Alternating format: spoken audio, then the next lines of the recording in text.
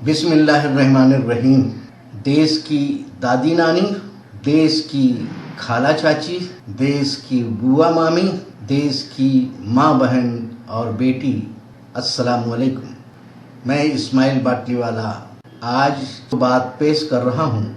वो महिला शक्ति से एक गुजारिश है। घर की महिला चाह ले और कोशिश करे तो घर स्वर्ग बन सकता है, और जब घर स्वर्ग बन सकता है तो समाज भी के सारे घर भी स्वर्ग बन सकते हैं।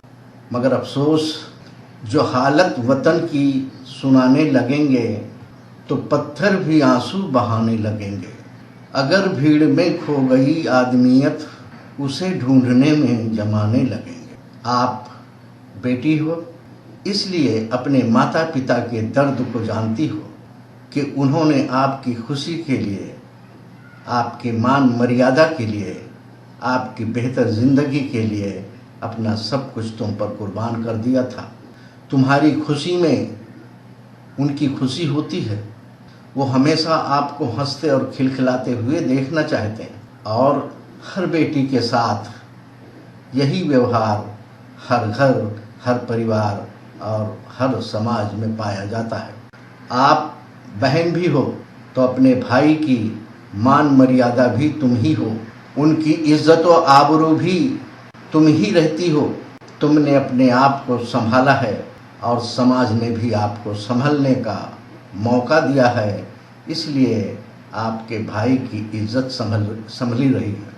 अगर तुमने खुद ना संभला होता तो आपका भाई समाज में सर उठाकर जीने लायक नहीं हो सकता था। तुम्हारा भाई अगर चोर लुटेरा हो जाए, लूटपाट करने वाला हो जाए, खून खराबा दंगा फसाद करने वाला हो जाए तो तुम्हारी इज्जत में कमी आएगी, तुम्हारी मान मर्यादा में कमी आएगी। इसलिए अपने भाई की निगरानी करो और उसको अच्छा इंसान बनाने में उसका सहयोग करो, और गलत इंसान बनने से रोको। अगर आप अकेले नहीं रोक पाती हो तो अपने परिवार की मदद लो, अगर हो सके तो भाई के साथियों और दोस्तों की भी मदद लो। आप माँ हो, और जब आपके बच्चे को कोई तकलीफ़ होती है तो बच्चे से ज़्यादा तुमको दर्द होता है, और उस दर्द के कारण बच्चे से ज़्यादा तुम तड़पती हो। अपने बच्चों के लिए जब कपड़ा खरीदती हो तो देखती हो कि उसके बदन पर चुभेगा तो नहीं, और इसलिए सॉफ्ट और नरम कपड़ा खरीदती हो। जब आप अपने बच्चों के लिए जूता या चप्पल खरीदती हो तो देखती हो कि बच्चे के पैर को काटेगा तो नहीं, इसलिए सॉफ्ट और नरम जूता चप्पल खरीदती हो। जब आप अपने बच्चे को कुछ पीने को देती हो तो पहले आप खुद चेक करती हो कि गर्म ना हो जिससे बच्चे को मुंह जल जाए, ज़्यादा ठंडा ना हो जिससे बच्चे को सर्दी हो जाए।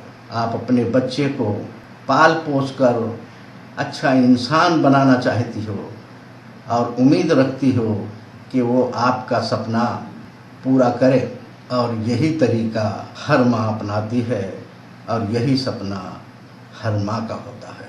इतना कुछ करते हुए आपको अपने बच्चे के दोस्त और साथियों पर भी नज़र रखना होगा।